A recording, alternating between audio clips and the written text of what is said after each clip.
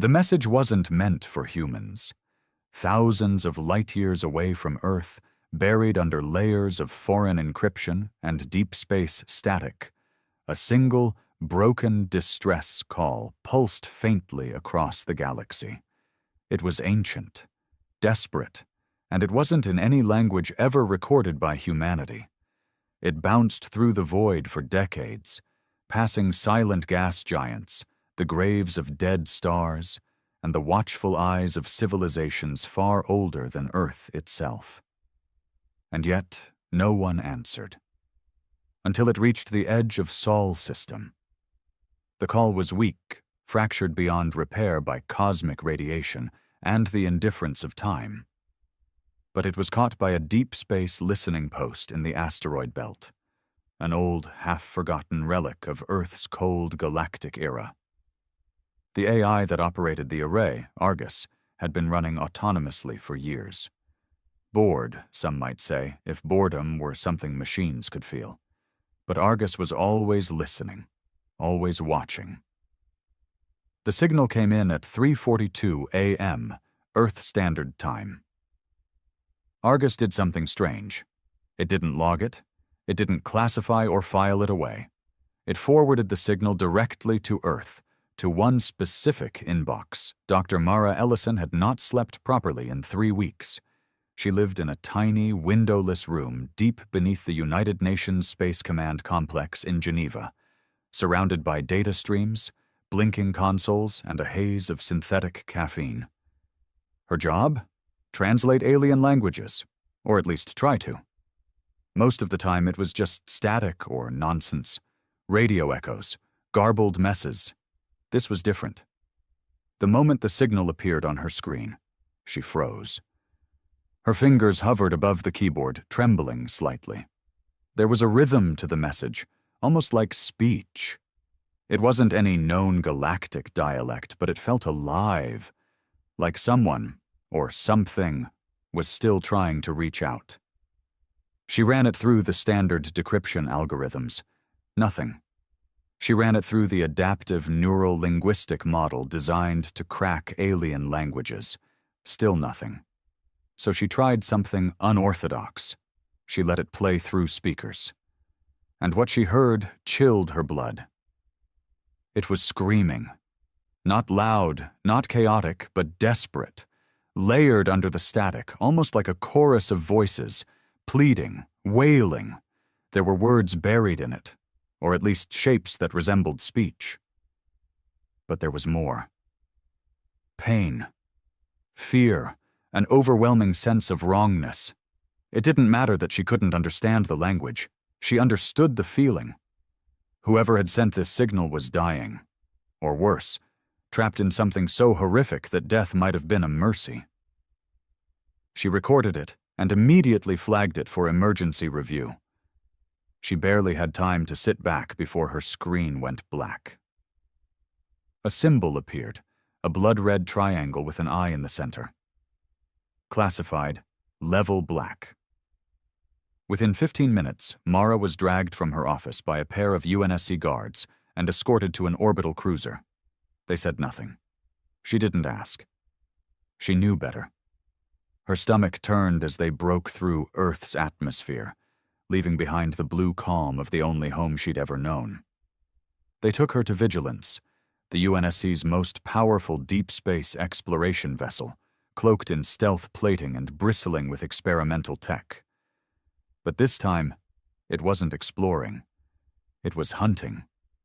Admiral Rourke stood in the command chamber, back straight, arms clasped behind him. He was a relic of Earth's last great war, a war that ended with humanity realizing it was not alone. "We've decoded enough of the message to know it's a trap," he said without ceremony. "Someone or something wants to lure a ship to those coordinates. Every known civilization that received it ignored it. You know why?" Mara shook her head. "Because they're terrified of whatever's out there." She blinked. "Then, why are we going?" He turned to her then, and for the first time, she saw a flicker of something human behind his eyes.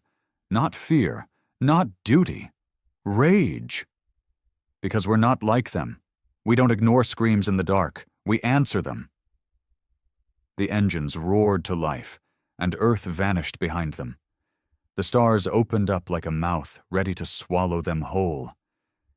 And at the edge of the galaxy, something ancient stirred. It had been waiting, but not for aliens, not for diplomacy. It had been waiting for humans. The silence of deep space was never truly silent. Out there, beyond the humming of engines and the steady pulse of a ship's life support, there was something else, a pressure, a weight that pressed against the mind, even when nothing could be seen. The crew of Vigilance felt it more the further they traveled from Seoul. Dr. Mara Ellison sat in her observation room, staring out the reinforced glass panel as stars drifted like frozen fireflies in the dark. They were 5 days into the journey, 5 days closer to whatever sent that call. She hadn't slept well. No one had. Nightmares spread like infection. One engineer had woken up screaming about hands clawing through the walls. Another claimed he heard whispers in the water pipes, even though the ship had no liquid plumbing. Rourke kept the crew busy. Drills, patrols, systems checks. But even he couldn't keep their minds from wandering.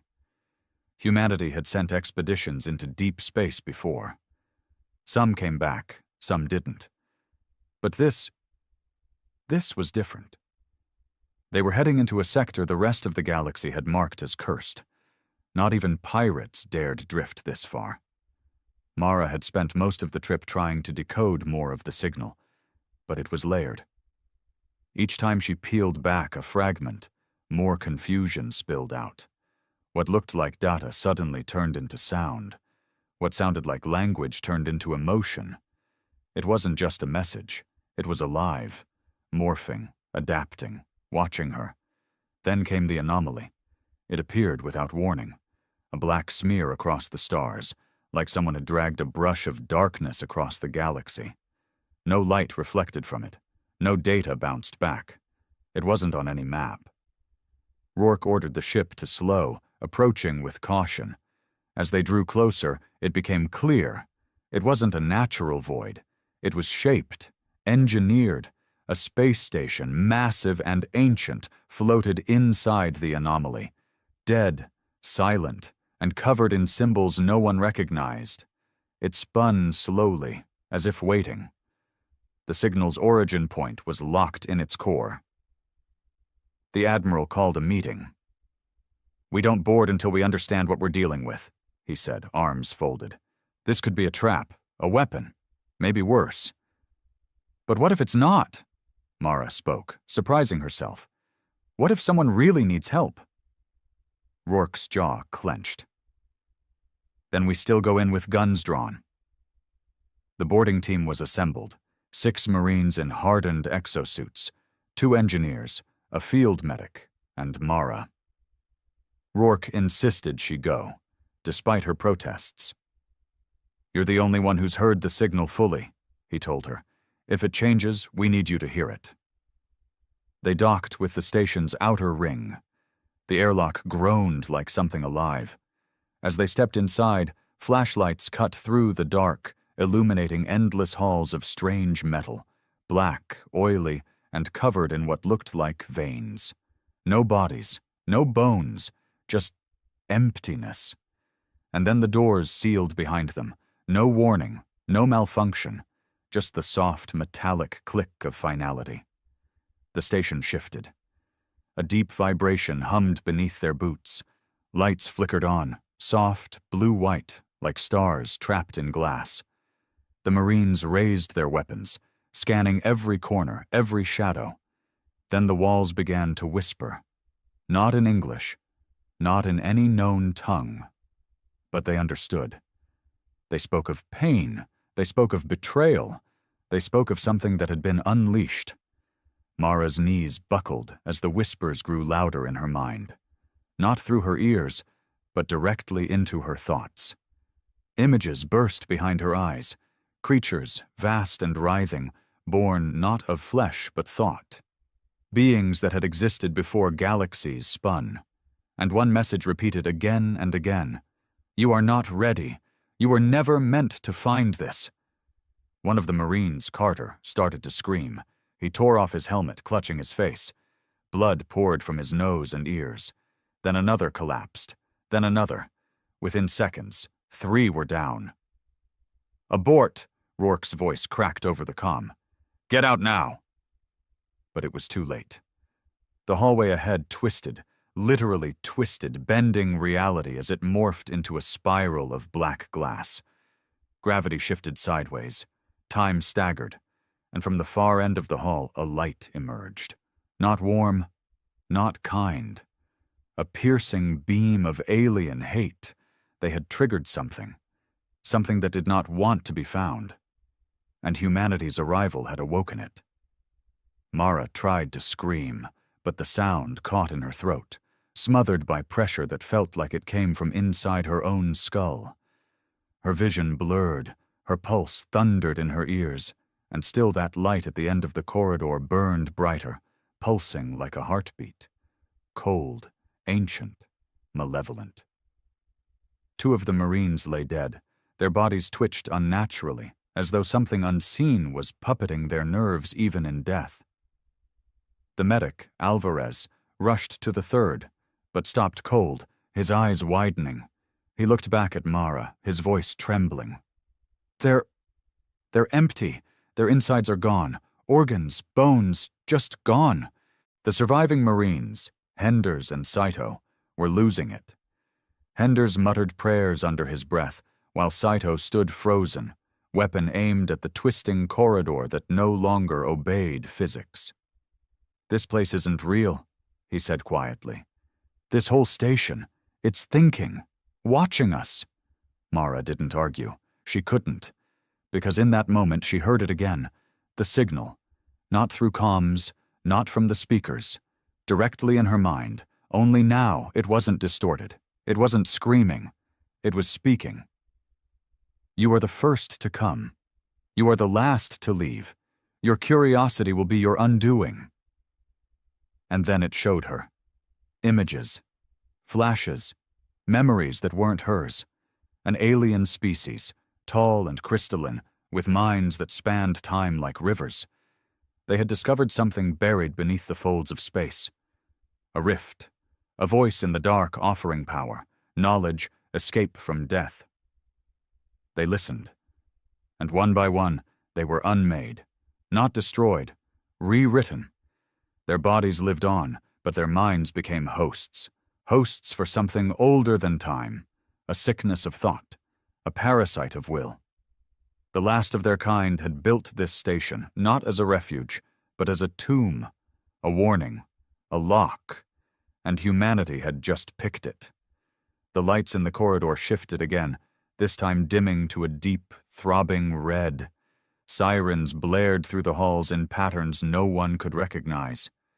Shapes moved in the shadows, long, spindly figures that flickered in and out like broken film. "We need to get out, now!"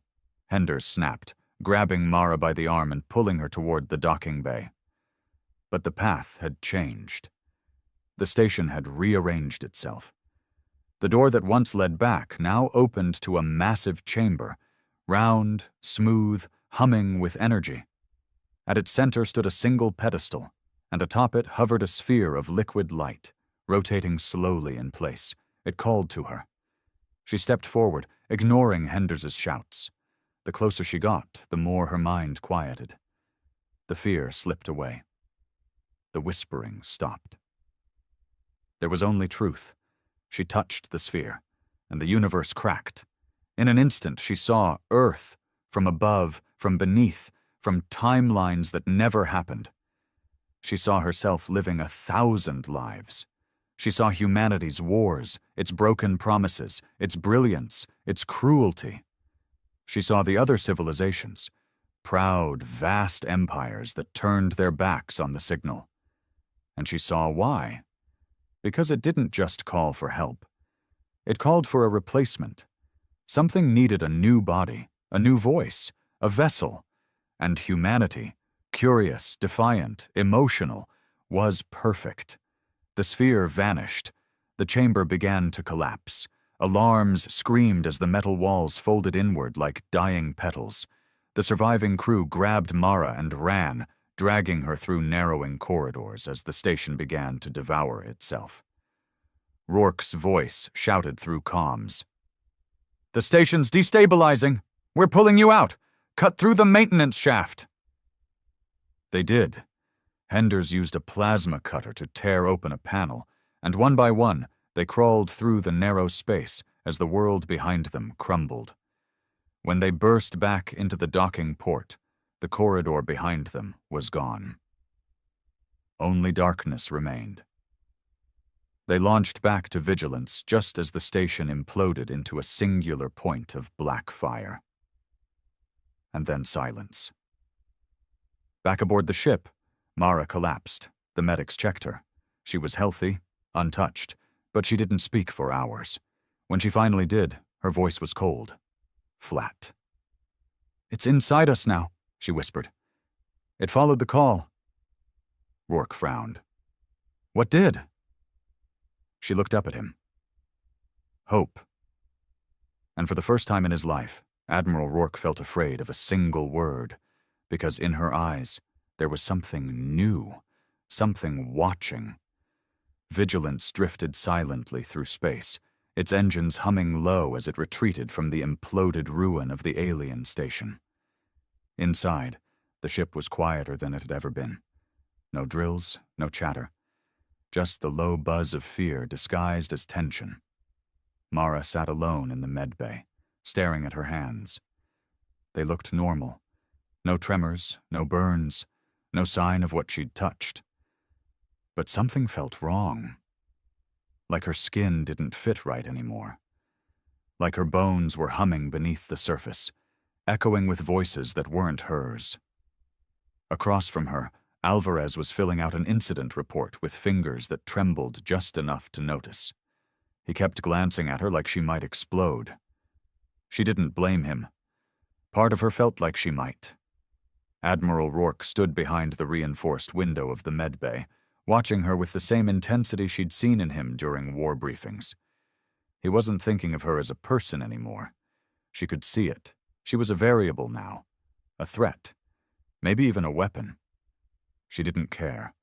What haunted her more was what she had seen in that moment. The sphere, the knowledge, the thing that reached through time. It hadn't just touched her. It had chosen her. And it was still inside. The official UNSC protocol for alien contamination was clear. Full debrief, psychological screening, and quarantine. But this wasn't something you could scan with a medical wand. This was deeper, older. Rourke knew it. That's why, just 2 hours after extraction, he ordered the ship to cut off communication with Earth. No signals, no updates, not even a warning. He told the crew it was temporary. He lied. In the command deck, Rourke paced in front of the main display. Saito and Henders stood nearby, silent, armor still dusted with debris from the station. The ship's AIVALIS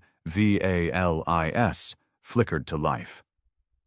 "Admiral," it said, voice smooth and neutral, "your request to isolate internal communications has been completed.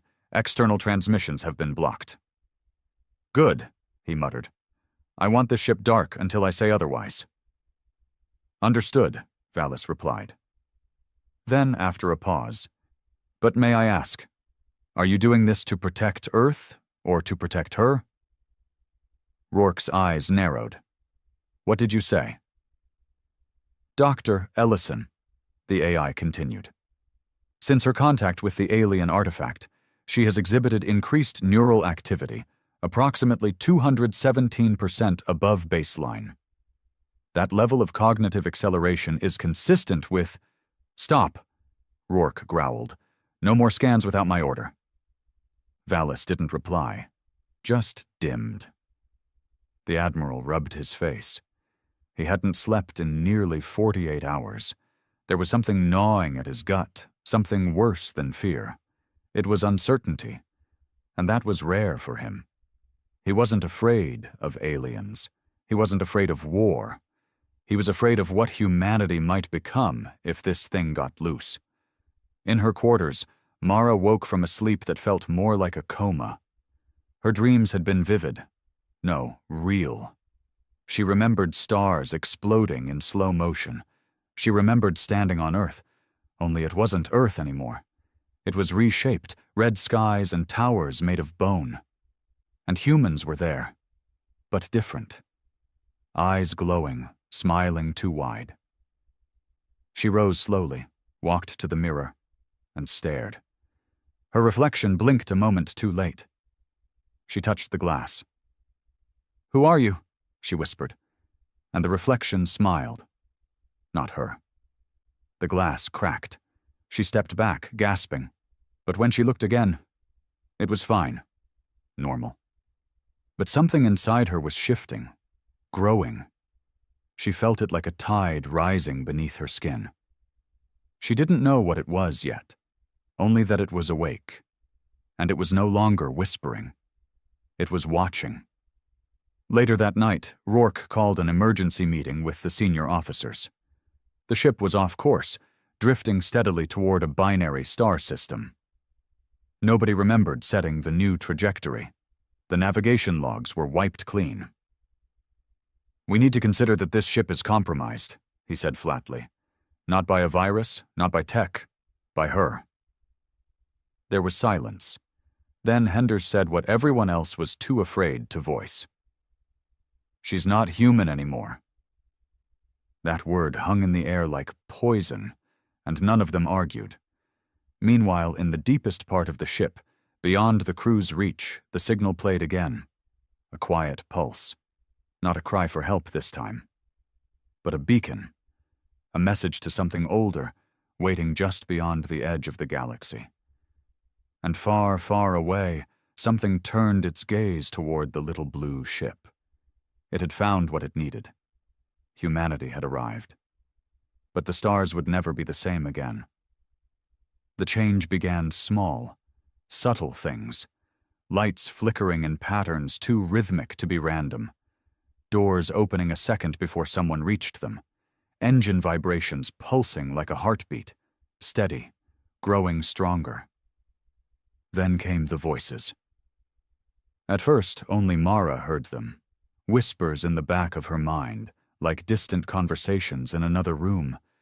She didn't tell anyone, not because she was afraid, but because a part of her was beginning to agree with them.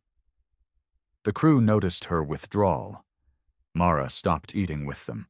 She spent more time in dark corners of the ship, eyes unfocused, muttering things that didn't make sense.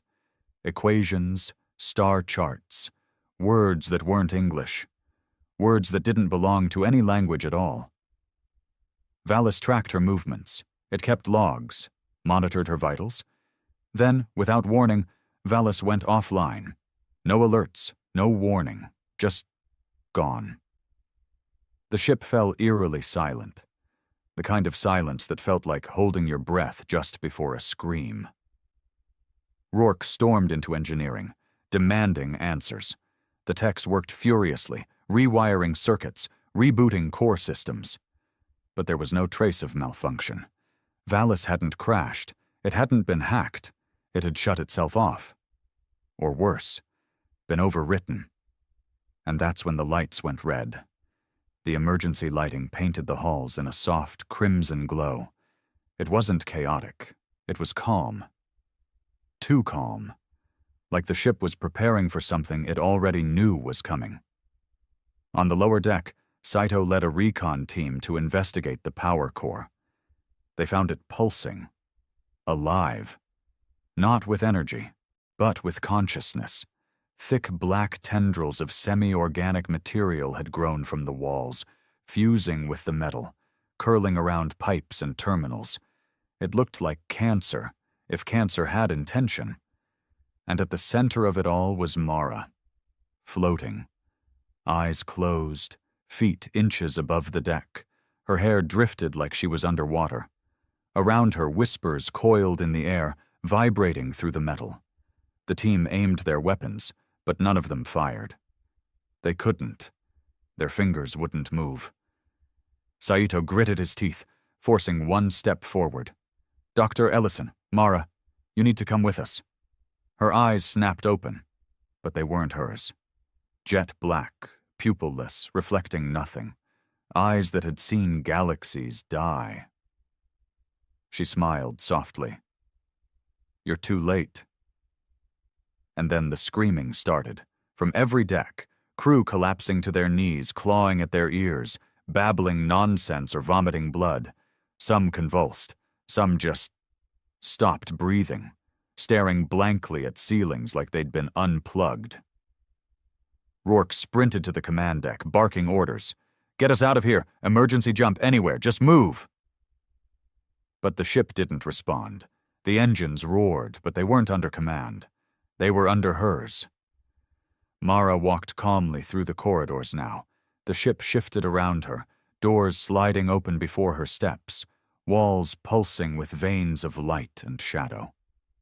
She wasn't Mara anymore. She wasn't even human. She was something else wearing Mara's memories like a mask. Inside her, something ancient stirred, a fragment of the thing that had whispered from the station. Not the full being, no. Just a seed. But that was enough. Enough to turn vigilance into a weapon. Enough to begin reshaping matter, twisting space, sending out frequencies that the rest of the galaxy would soon hear. She reached the bridge, and Rourke was waiting. He held a pistol. She didn't stop walking. He aimed it between her eyes. "Whatever you are," he growled, "you're not getting to Earth." She smiled, pitying him. "You think this is about Earth?" He fired. The bullet never reached her. It stopped mid-air, crumbled into dust, and fell to the floor.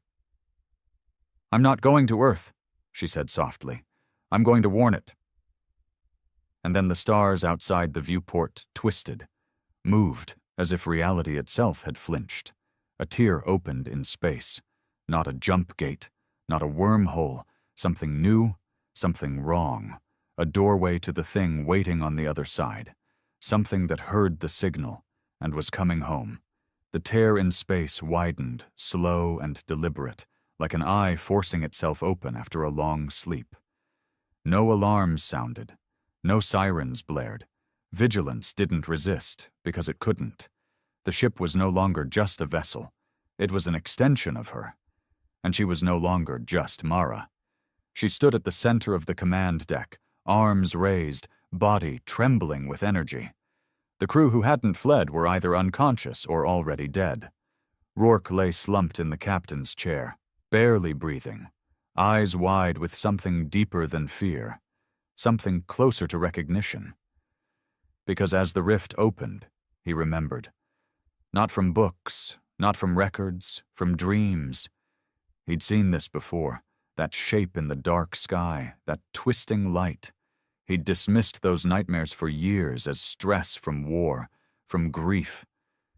But they were memories. Planted. Prepared. Because the entity behind the signal hadn't just reached out recently.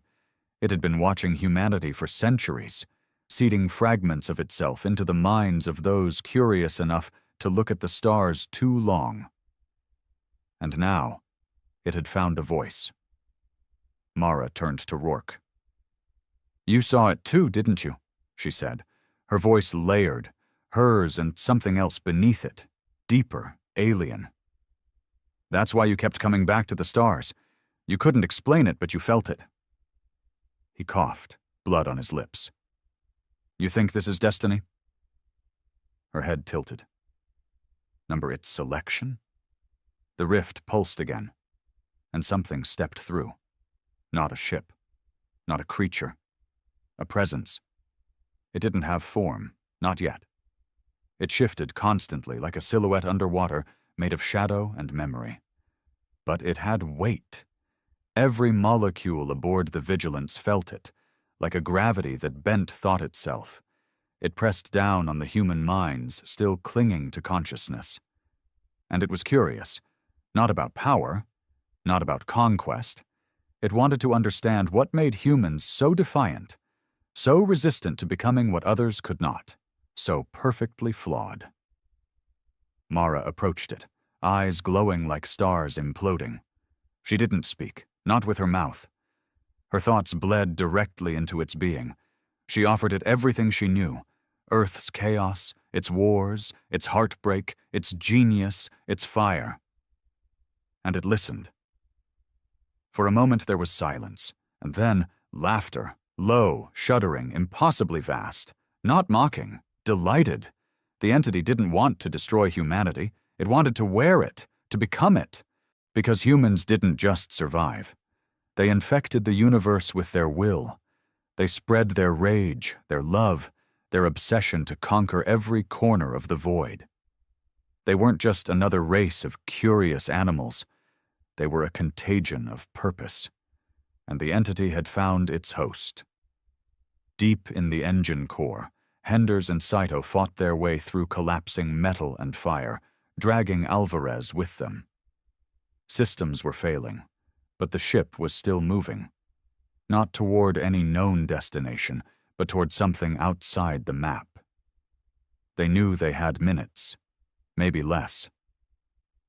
"We have to blow the core," Henders said, panting, eyes wild. "We kill the ship. We stop her. We stop whatever the hell that is."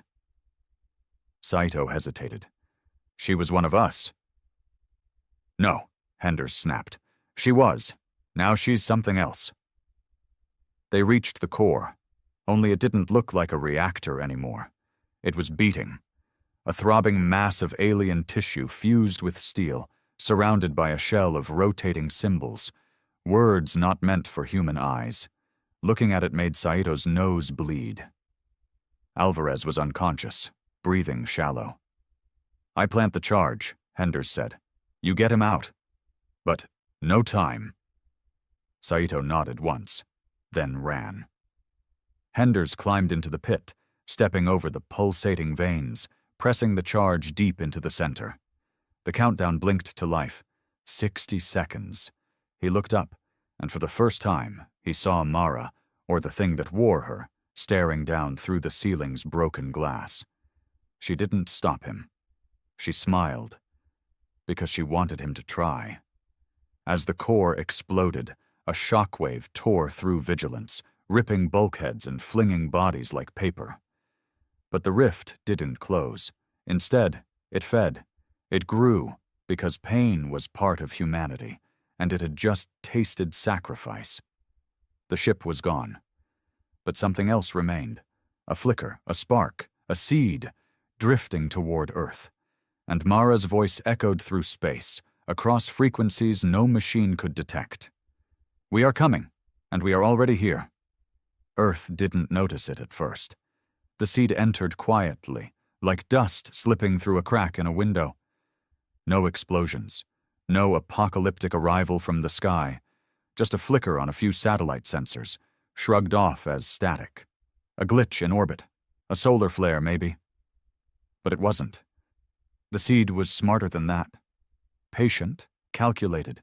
It had learned from its host, the way humans lied, waited, adapted. It didn't need to come crashing down in fire. It needed to be invited. Within hours, strange things began to happen. Small at first. A military AI in Eastern Europe began to rewrite its own code in a language no human had programmed it to know.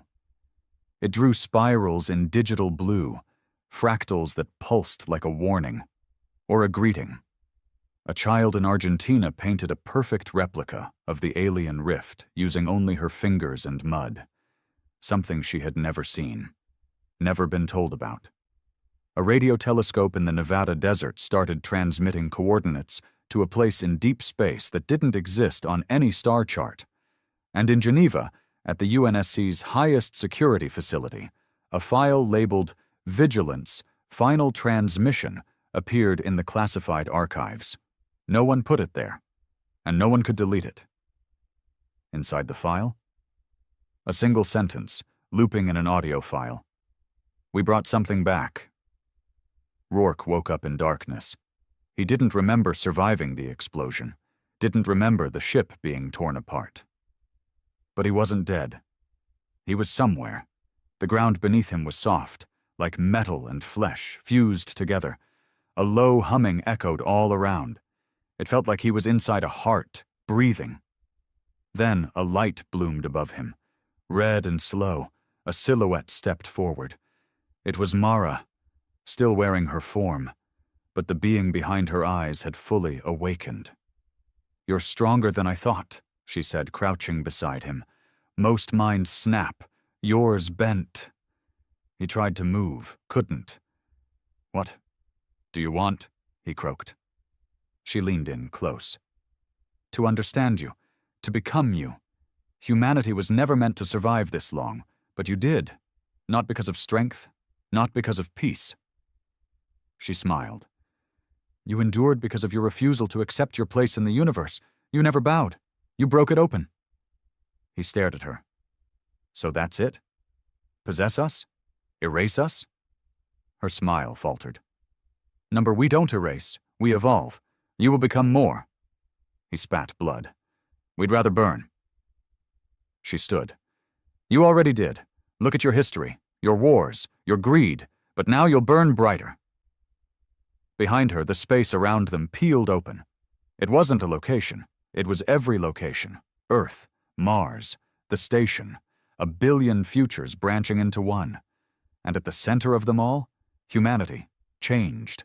Eyes glowing, voices layered, emotions like storms, rage, love, memory, weaponized.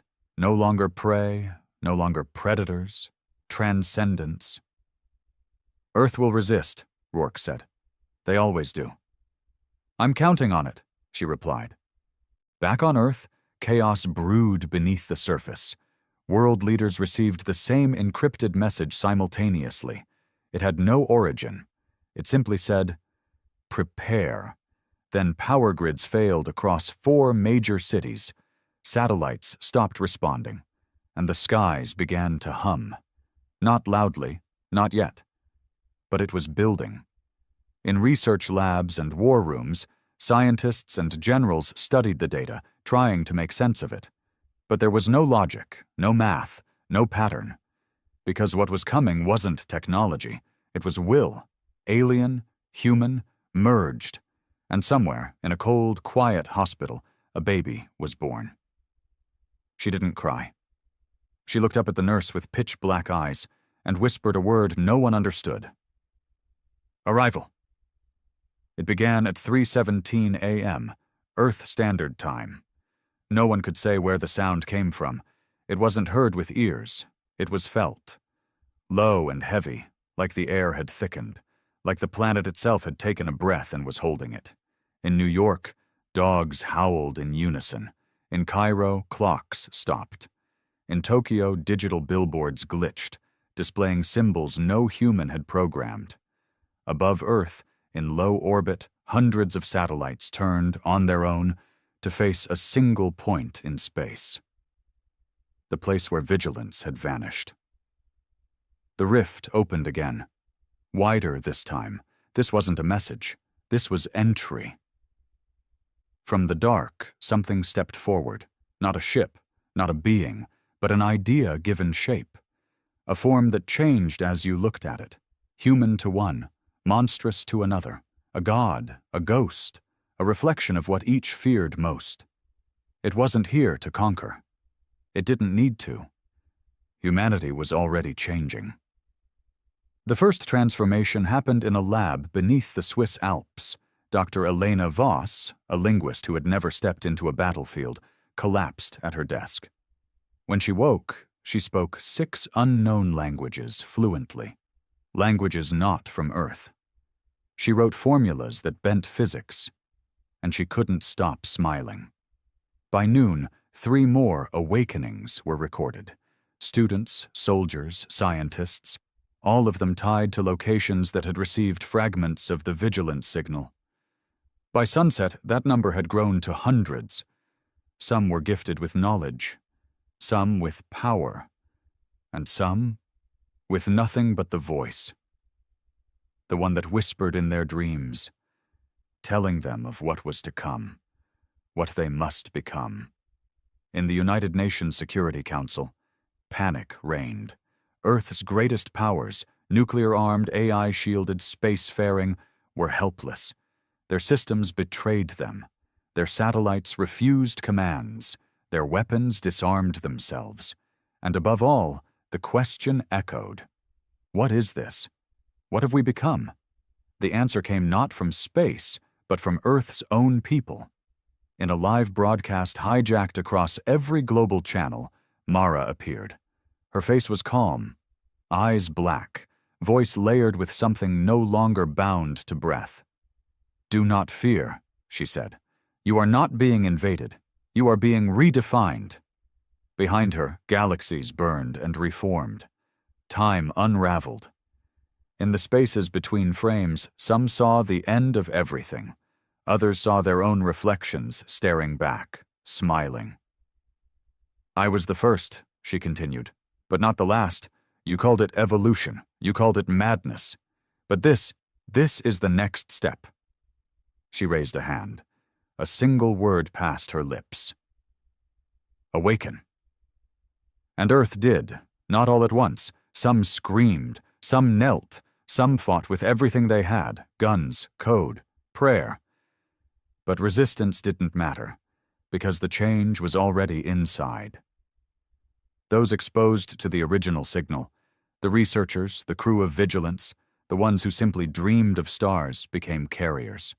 It wasn't a virus, it was an idea, and ideas couldn't be killed. They could only be accepted or rewritten. The seed spread through thought, through belief, through fear, and as it did, humanity fractured. Those who embraced it became more, faster, smarter, terrifying in their empathy. They began to build machines that grew like trees, energy pulled from dimensions not yet mapped. And those who resisted? They watched their world transform, watched their friends, lovers, leaders become something other. Admiral Rourke stood alone at the edge of a ruined launch site in Kazakhstan, staring at the sky. The stars above twisted now, no longer fixed. Something moved among them. A new constellation, a new shape. He'd failed to stop it. But deep down, he wondered if it had ever been stoppable at all.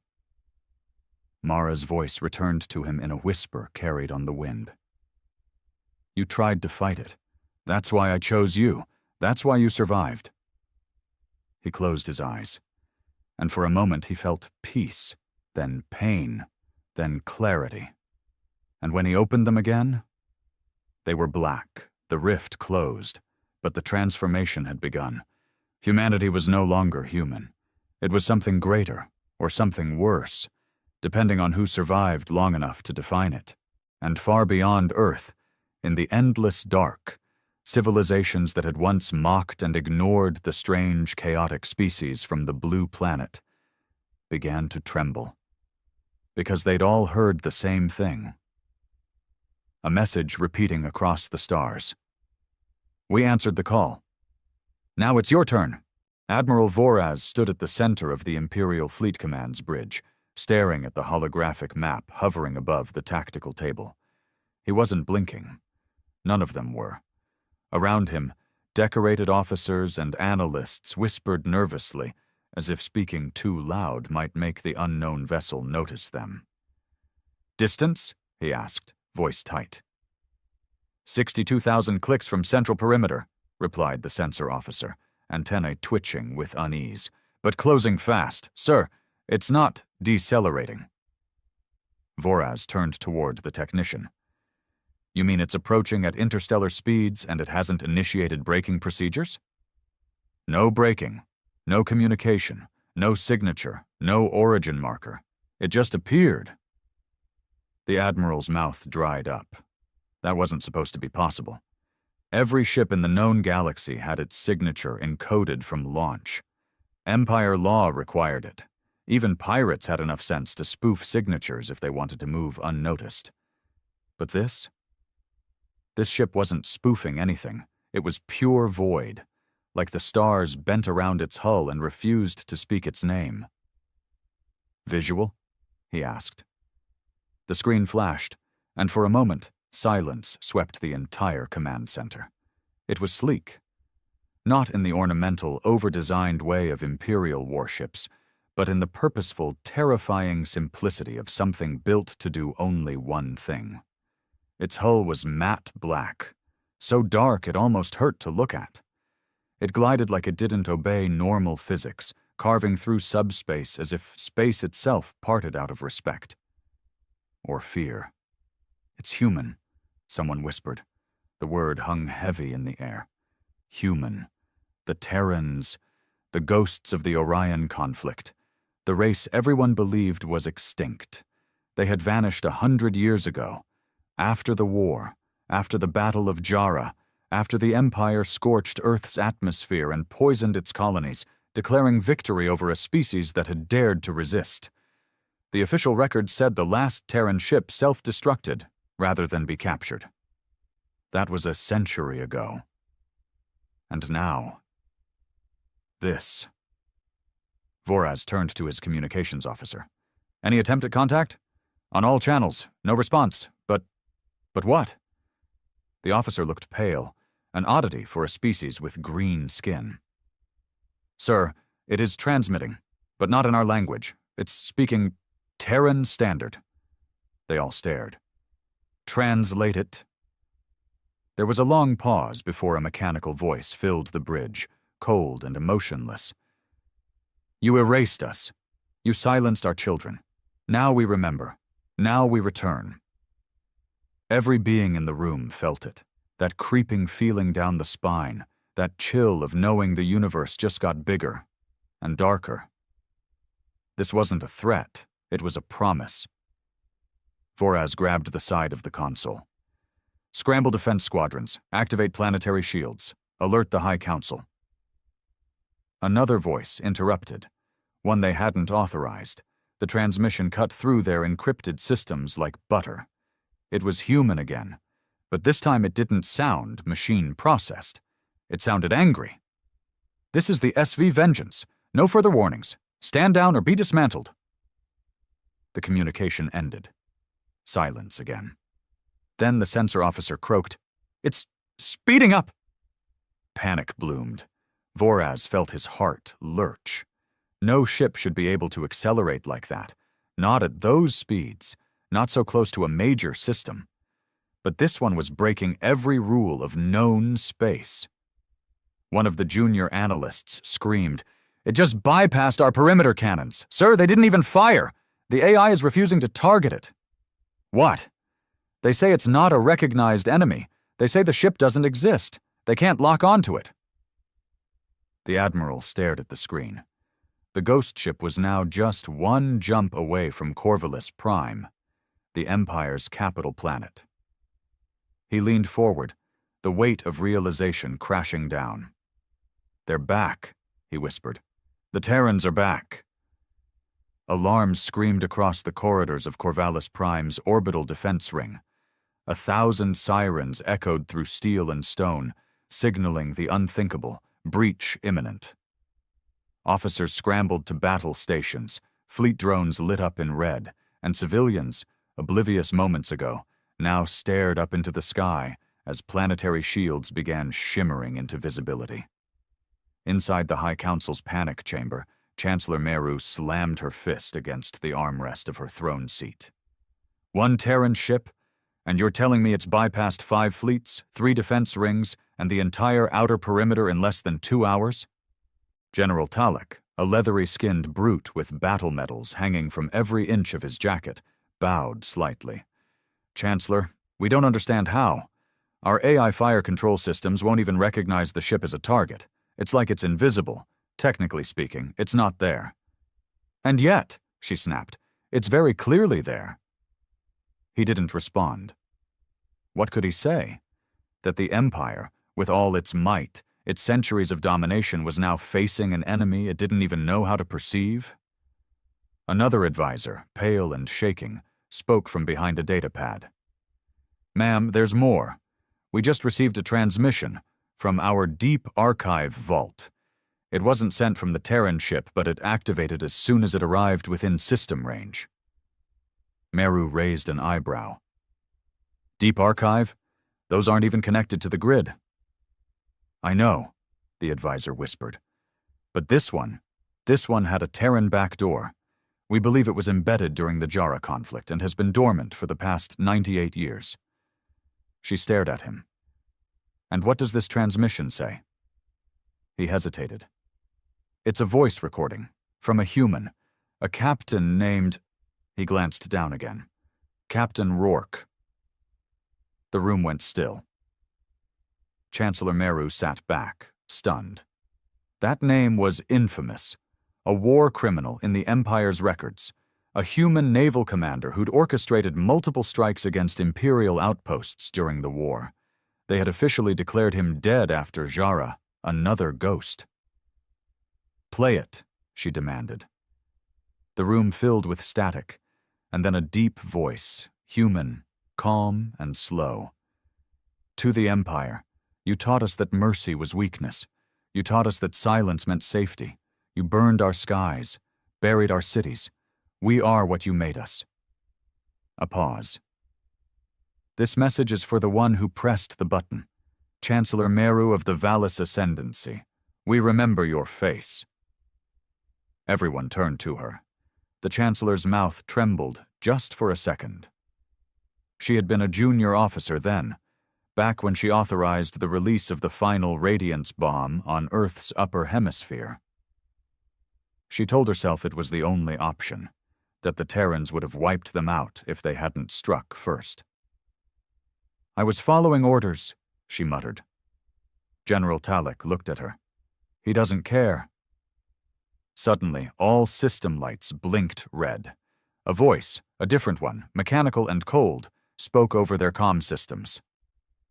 Core defense grid compromised, Sector 0 breached, outer shields down, unauthorized landing detected on upper spire deck.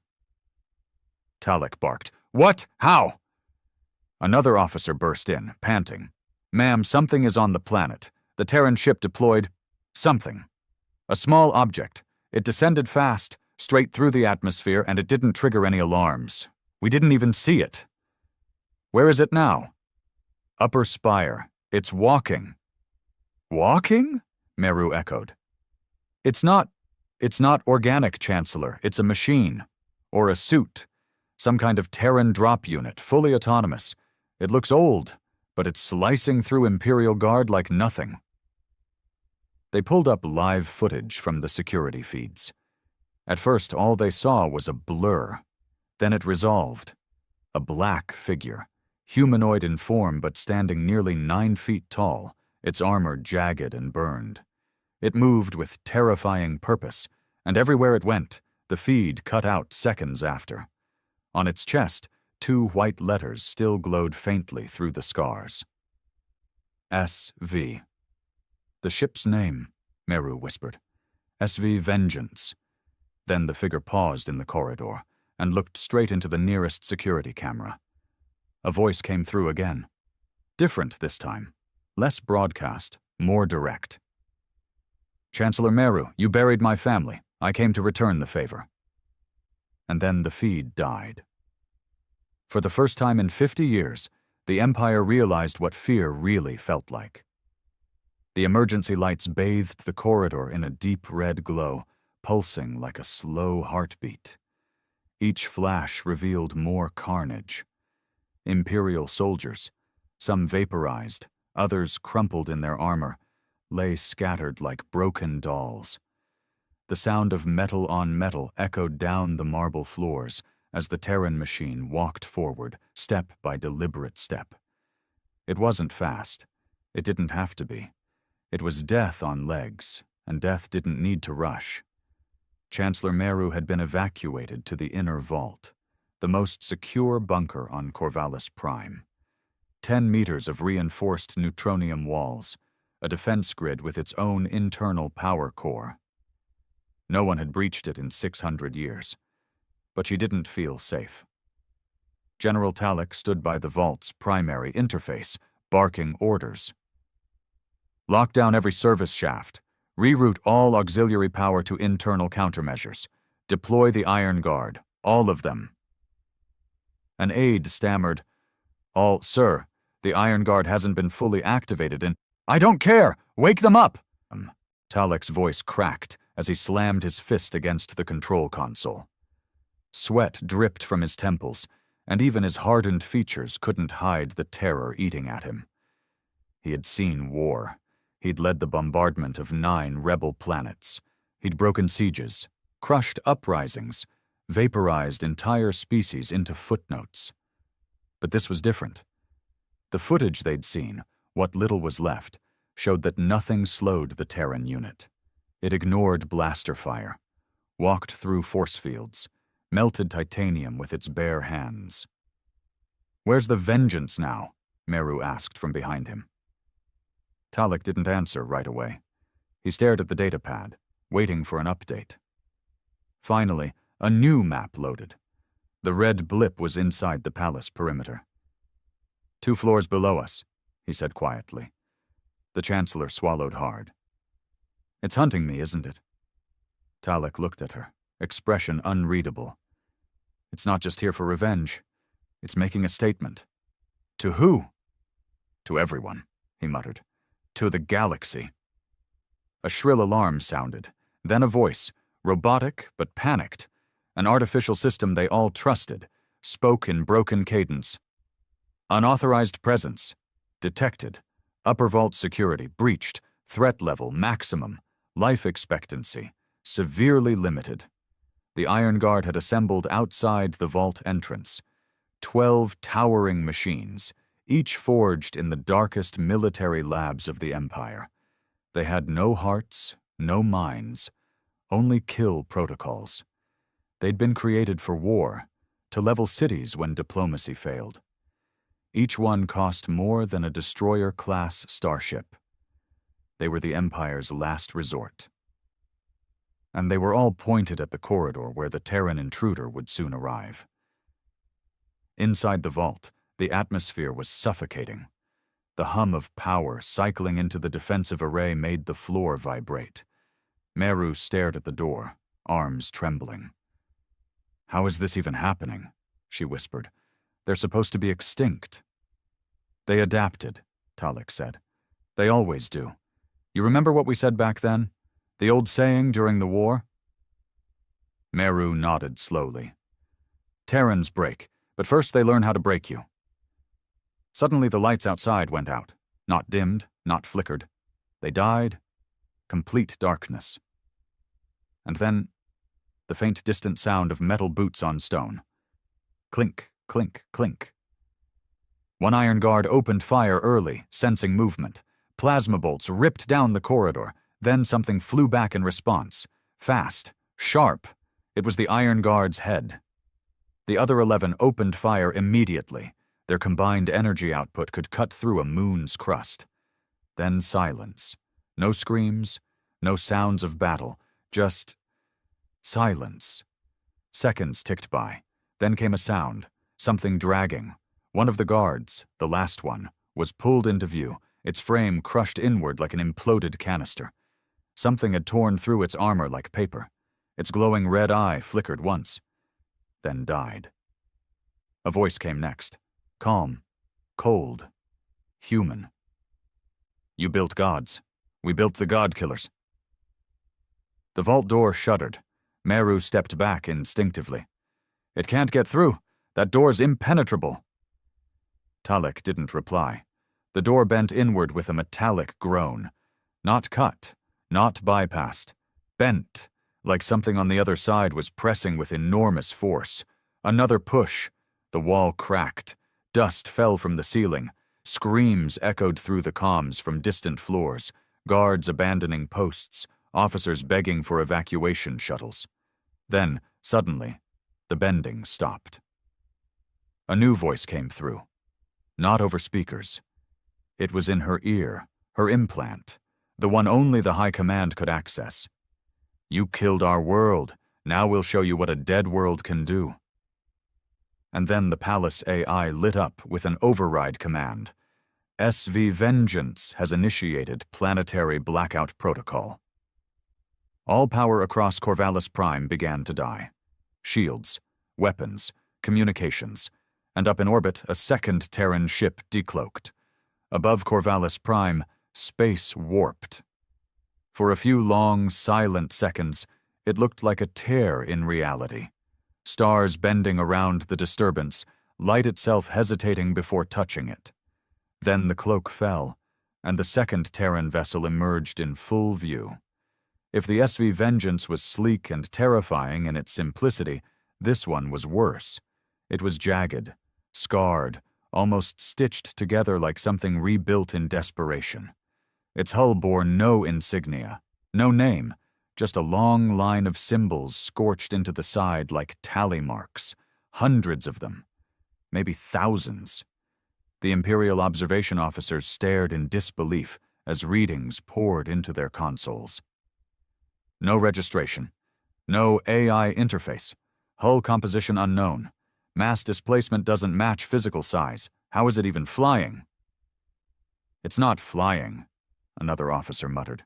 It's drifting like it doesn't care about physics at all. What class is it? No one answered.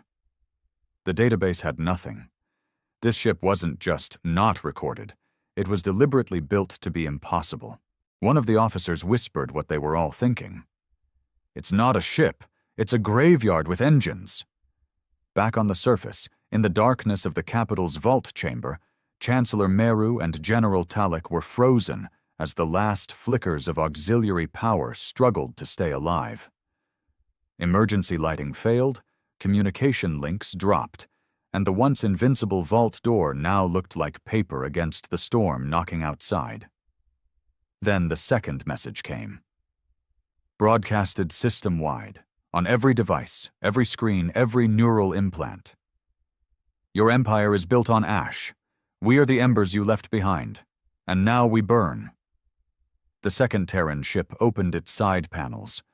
Not weapons, pods, thousands of them. Small, coffin-shaped vessels streaked across the sky, breaching the atmosphere like meteors. Some hit the oceans, others landed in the forests, cities, and mountains. Each carried something, someone. Terrans, not all human, not anymore. Modified, hardened, built by pain, by time, by war. Men and women who had survived the annihilation of Earth and rebuilt in places the Empire never thought to look. Deep in abandoned systems, in artificial habitats, hiding in shadows of stars the Empire considered dead. They had waited a century. Now, they were here. Inside the vault, the Chancellor clutched her head. The transmission was still ringing in her mind.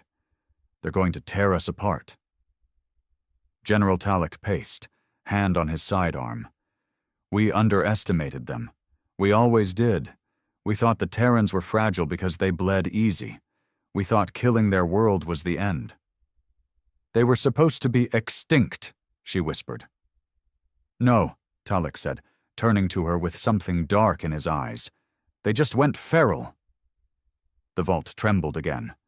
This time not from an outside force, but from below. Shockwaves traveled up the floor, explosions, the kind that meant surface breaches. Suddenly, one of the backup screens sparked to life, flickering between static and a shaky drone feed. The Chancellor leaned in. One of the pods had landed just a few miles away. The video showed black figures spilling from the wreckage, soldiers with no identifiable armor patterns, their weapons unlike anything seen in the current era. Not plasma, not rail. Something older, raw, chemical-based, and devastating. The soldiers moved in coordinated silence, sweeping through streets and vaporizing anything in uniform. Not one of them spoke, not one of them hesitated. Civilians weren't touched, only military targets were torn apart. This isn't a strike, Talek said grimly. It's an extermination. Then something even more terrifying happened. One of the drones picked up an image of a Terran soldier pulling a small child from the rubble of a collapsed building. An Imperial child. The soldier knelt, spoke softly, gave the child water, shielded them from falling debris. Talek stared at the feed. Why would they do that? Meru's voice cracked. Because we wouldn't. It was then they understood. The Terrans weren't just here to kill. They were here to remind the galaxy what the Empire had become. On the outskirts of Corvallis Prime, as resistance crumbled and the night sky rained with falling pods, the people looked up and saw the impossible. 2 ships, no origin, no records, and a symbol glowing in the dark sky, etched in holographic fire above the city. We remember Earth. The streets of Corvallis Prime were no longer silent. They roared with the chaos of war, the kind of war the Empire hadn't seen in centuries, not since the Jara campaign, not since Earth. But this wasn't a battle between evenly matched forces. This was something else entirely. This was retribution. The Terran ground forces moved like they'd trained for this day their whole lives. Maybe they had. Their armor was mismatched, scarred, modified beyond recognition. But what they lacked in uniformity, they made up for in purpose. Every step was precise, every shot was personal, and they weren't just attacking military installations. They were targeting systems, power grids, comms relays, broadcast towers. They were cutting the Empire's eyes and ears out of its own skull. General Talek watched the carnage from the last functioning tactical feed inside the vault. They're not here to conquer. They're here to erase us. He was right. All over the capital, Imperial soldiers fell back, only to find they had nowhere left to retreat. Air support had been grounded. Drones refused to launch. The Terran ships were jamming protocols the Empire hadn't used in over 100 years. Archaic, brutal code that bypassed sleek AI firewalls like slicing through fabric. The Empire had gotten soft, comfortable, arrogant. And now they were being undone by the very people they once dismissed as savages. In the marketplace plaza, a squad of Imperial guards took cover behind a fountain, trying to hold back a group of Terrans advancing from the east. Their leader, a young commander named Rel, shouted for reinforcements, but none came. His comm was dead. His HUD kept flashing an error. The Terrans didn't speak. They didn't bark orders. They just moved, weaving through debris, firing only when needed, conserving energy like they'd done this 1,000 times before. One of them, taller than the others, walked right into enemy fire like it didn't matter. And it didn't. Rel hit him dead center with a plasma burst. Nothing. The figure kept walking, raised a rifle that looked handmade, and fired once. Rel's second-in-command dropped instantly. One shot, no second chances. Panic set in. These weren't soldiers. They were something else. And then came the broadcast. Not a transmission, not a message. A memory. The Terran ships had hijacked the Empire's planetary signal arrays and were streaming historical data to every screen, every implant, every public board. Footage of Earth during the final days.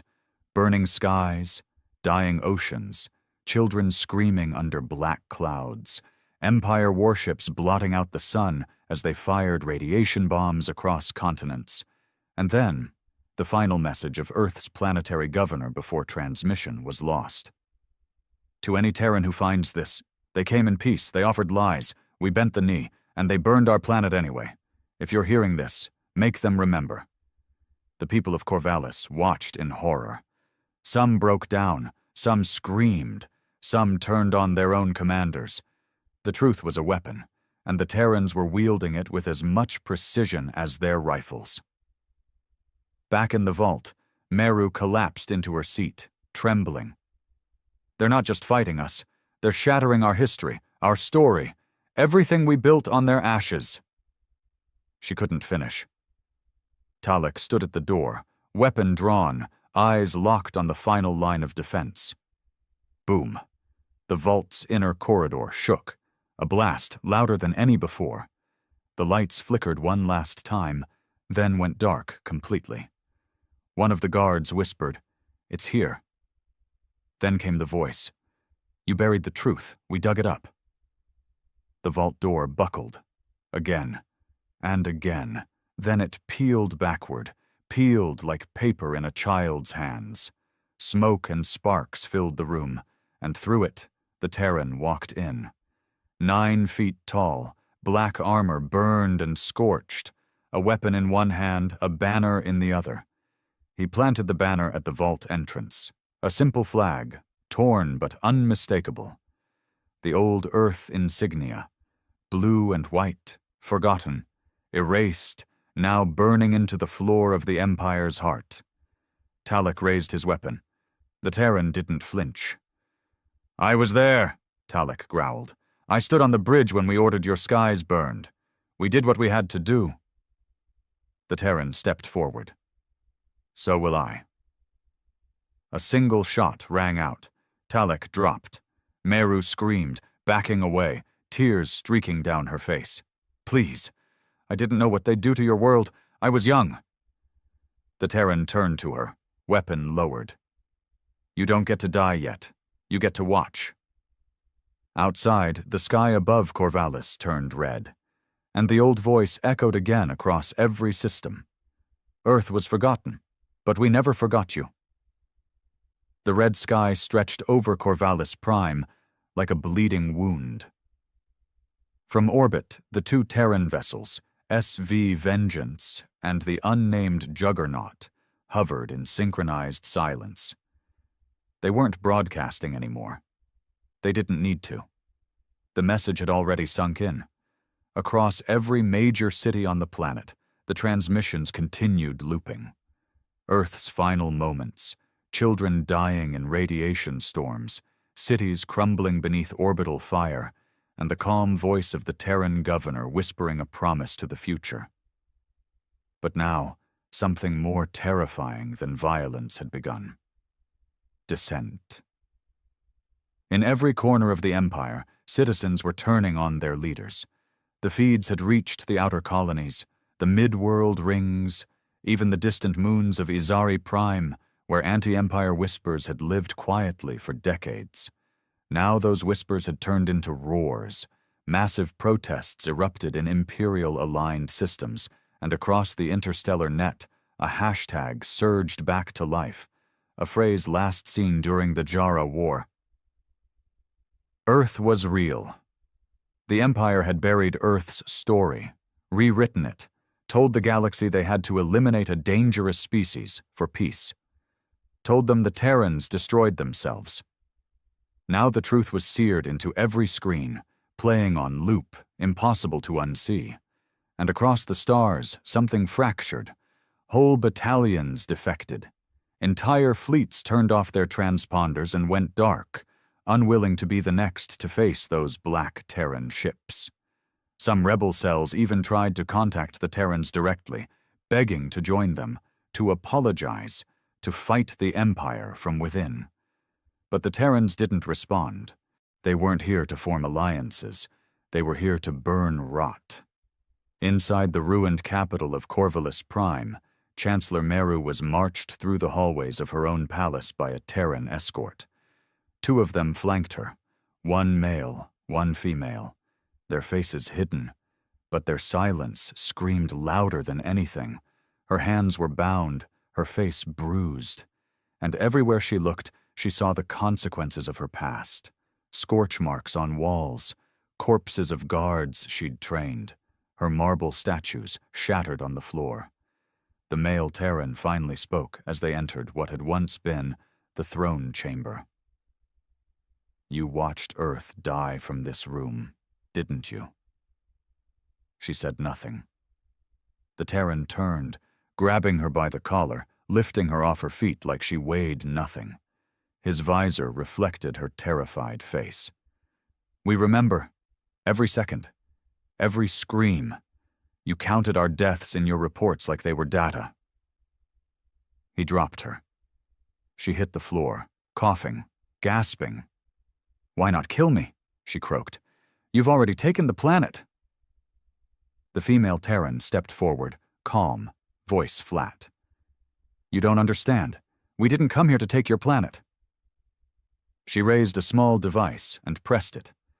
A holographic projection flared to life above them, images of the outer colonies, the border worlds, the forgotten systems the Empire had drained and abandoned. And then, flickering between them, uprisings, real-time footage, cities turning on local governors, imperial buildings set ablaze, soldiers tearing off uniforms, banners falling. Maru's eyes widened. "What have you done?" The female Terran leaned in, her voice cold and steady. "We turned your truth against you. We didn't come to conquer. We came to infect." She turned toward the projection and pressed a second button. Now the screen showed an entirely different kind of horror. Terran colonies. Dozens. Hundreds. Hidden. Buried. Functional. They weren't extinct. They'd thrived. Built civilizations on asteroids. Harnessed energy from dead stars. Mastered technology that bent the laws of physics. They hadn't just survived. They'd evolved. "You thought you ended us," the male Terran said, voice thick with rage barely contained. "All you did was push us underground long enough to become your reckoning." Then the doors of the throne room swung open, and the first wave of civilians entered. Corvallis Prime citizens, journalists, diplomats, refugees, all of them escorted by Terrans, not prisoners, witnesses. Meru tried to rise. "What is this?" The female Terran didn't look at her. "This is where your empire ends." The throne, her throne, was pulled from its foundation and shattered in front of everyone. A new seat was placed in its place. Smaller, simpler, no gold, no jewels, just metal, scorched and sharp. One of the Terrans sat down, not as ruler, as a reminder. Across the galaxy people watched, not just the fall of a capital, but the rise of a reckoning, and above it all, one final message from the SV Vengeance. You erased Earth. But Earth was never a place. Earth was a people, and we are everywhere now. The news of Corvallis Prime's fall spread faster than light. Not because of official broadcasts. The Empire's network had collapsed hours ago, but because the Terrans had seen to it that everyone saw it. They hijacked pirate relays, repurposed old rebel beacons, and used deep-frequency pulses to send compressed signals across wormhole-linked systems. By dawn, if it could be called that on any of the dim-lit colony worlds, every outer rim station, fringe planet, and deep space trading port had seen it. The throne of the Empire shattering. The Chancellor of the Ascendancy on her knees, a Terran voice declaring, "We are everywhere now." It didn't matter what species you were. The message hit the same. The untouchable had been touched. The invincible had bled. But not everyone bowed. On Vakaris 4, a fortress world and one of the last loyalist strongholds in the mid-sector, Grand Moff Kale stood watching the footage from inside his war bunker. Tall, pale, half his body replaced with cybernetics from a long-forgotten campaign, Kyle didn't flinch. He didn't rage. He smiled. "Finally," he muttered, "a worthy enemy returns." Behind him, his generals shifted uneasily. "Sir, we just lost 3 border fleets to defection," one of them said. "Even our own AI clusters are hesitating to engage the Terran frequencies. Some are flagging them as cultural trauma triggers." Kyle turned. "Then purge the AI clusters." "But purge them." The general swallowed and obeyed. Kyle turned back to the screen, narrowing his eyes at the image of the SV Vengeance, still hovering above Corvallis Prime. "They think this ends with a speech and a shattered chair. Number, this is the beginning." He tapped his wrist. A console opened, revealing a vault sequence long sealed, a protocol not even the High Council had dared use. Protocol Lazarus 9, an ancient contingency, designed not to win, but to erase. "They want to show us what they've become?" Kyle said to himself. "Let's remind them what we buried deeper than Earth." Meanwhile, back on Corvallis Prime, The Terrans were already planning their next move. The throne room had become a command hub, no longer a symbol of rule, but of reclamation. In its center, the surviving leaders of the Terran resurgence gathered, officers, tacticians, survivors of Black Ops projects long considered dead. They spoke quietly, with precision, and without ego. "We've received signals from 8 more colonies asking for support," one of them reported. "Some are already tearing down their garrisons without a fight." Another added, "Vacaris 4 hasn't moved yet, but Kale's alive, and if anyone's capable of rallying what's left of the Loyalists, he'll try to make a final stand," the lead Terran strategist said. "No doubt. And he'll use the darkest parts of the Empire to do it." The room grew quiet. One figure leaned against the wall, arms crossed. Smaller than the others, cloaked in a dusty gray coat with an old Terran patch on the sleeve. She spoke quietly. "We should have killed Kale a century ago." The lead strategist turned. "You knew him." "I served with him, before Earth burned, before he sold us out." They all looked at her now. She pulled the hood down. Scars traced her jaw. Her left eye glowed faint blue, a cybernetic replacement. "He was part of Project Winterborn, same as me. Only he got greedy, switched sides, helped them finish us off." She pointed to the glowing holomap now showing Vacaris 4. "I'll lead the strike." Another Terran hesitated. "It's suicide." She didn't blink. "It's closure." The strategist nodded. Above them, the SV Vengeance began powering its core drive. Not for war, for travel. Destination, Vacaris 4. But as they prepared to leave, something strange happened.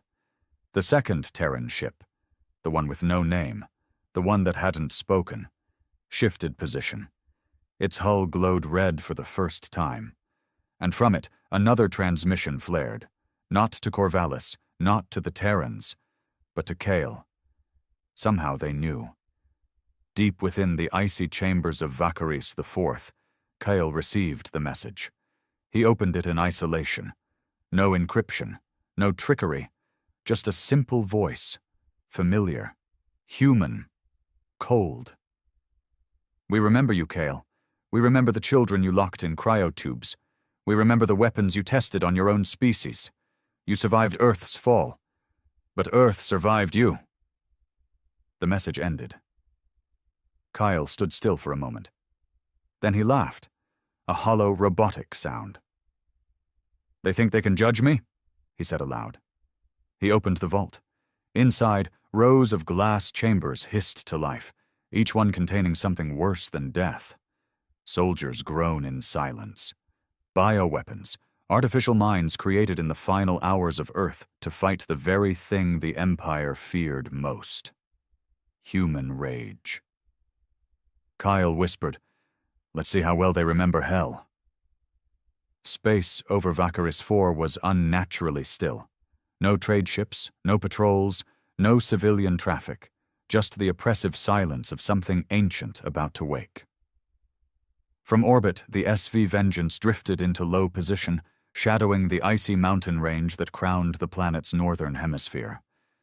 Its weapons were silent, its engines cold, but the presence of it, the weight, could be felt across every comm line, every neural implant tuned to its signal. Inside the ship, Terran operatives made final checks. Most said nothing. What could they say? This wasn't just a mission. It was the last page of a 100-year-old nightmare. A chapter sealed in ash, finally about to be closed. In the strike room, she stood alone. The woman in gray. The one who had once served beside Kyle, who had watched Earth burn and lived long enough to watch the Empire crawl from the ashes wearing a crown built on bones. Her name had been erased long ago, but her designation remained. Wraith 9. She loaded her weapon, an old kinetic rifle, polished but worn from years in exile. It had no smart systems, no auto-aim, no AI, Just her hands, and the promise she made when the sky turned red over her home planet. I'll be the last thing he sees. The doors opened. The Terran command strategist nodded. The drop point is ready. She stepped in without a word. Moments later, her pod burst from the belly of vengeance like a silent comet. On Vakaris 4, Kale stood in the heart of his fortress, deep beneath the ice. He was no longer just cybernetic. He had gone beyond, grafted with void tech, surrounded by machines that pulsed with the stolen genetic code of dead Terran soldiers. Around him stood the Lazarus Guard, failures of old Terran resurrection projects the Empire had stolen and twisted, hulking, half-living, screaming without mouths. He smiled. "They'll send her," he muttered. "She always finishes what the others start." His throne, if it could be called that, was wired into the planet's crust. He controlled the defense grid, the climate weapon array, even the experimental AI buried beneath the frozen soil. He had prepared for every kind of war, except the one that walked in on 2 feet and carried nothing but silence and a rifle. The drop pod landed hard, cracking ice and sending vapor into the air. Wraith 9 emerged with her weapon drawn, sensors scanning. The cold didn't touch her. The wind didn't distract her. She moved fast through the outer perimeter, leaving the first outpost in flames behind her. Kyle's voice followed her in every corridor. He didn't scream. He whispered, like a lover from another life. "You remember what I taught you? Efficiency. Silence. Mercy is wasteful." She kept walking. "You survived Earth, Wraith, but you lost everything because of your hesitation." Another squad of Lazarus beasts came barreling toward her down a narrow shaft. She dropped to one knee and fired twice. Heads exploded, bodies slammed into walls. She didn't flinch. "Still no hesitation," Kyle whispered. "Good." The inner sanctum was dim. Kyle stood at the center, arms spread like a priest waiting for absolution. Tubes pulsed with stolen Terran DNA, old memories held in synthetic cells, a monument to his obsession. Wraith 9 stepped inside, slowly, rifle lowered but ready. He turned. "I tried to save us," Kyle said, "but they chose pride. They chose Earth. I chose evolution. You chose power," she said softly. "And then you chose to burn the rest." He smirked. "Do you really think you can kill me? Look around you. I've uploaded myself into the architecture of this moon. I am this world." "Then I'll kill the world." She raised the rifle. He lunged, faster than he should have been, modified legs launching him forward, a blade extending from his wrist. But she wasn't aiming for him. She shot the tube behind him. A burst of chemical plasma erupted, washing him in fire and light. He screamed, half machine, half man, and all of it burning. She charged through the smoke, jammed the rifle to his chest, and whispered, "For Earth," then pulled the trigger. Outside, the ground cracked. The fortress began to collapse into the frozen abyss, and above, the SV Vengeance picked up a signal. One word. "Done." They didn't wait. Orbital engines fired. The unnamed Terran Dreadnought descended in silence, and then with no sound but raw energy, it fired its core.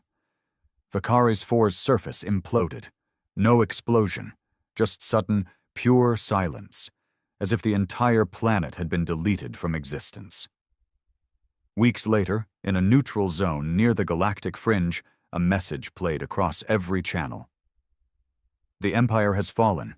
Its tools of oppression are buried. Earth's children are not conquerors. We are witnesses, and we have not forgotten. Let this be the last time anyone burns a world to feel powerful." The screen cut to black, and then only a symbol remained. A blue and white circle. The old Earth. Remembered